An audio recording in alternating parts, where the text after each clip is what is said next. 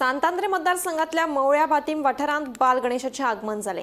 या वाठारांतले गणपतीचे विसर्जन केले उपरांत जो पयलो आयतार येता त्या दिसा गावातले लोक हो बाल गणेश पुजता आणि 7वें दिसा बाल गणेशाचे विसर्जन करतात। बाप्पाचे दर्शन घेवपाक पयस पयसुल्ल्यान भाविक येतात।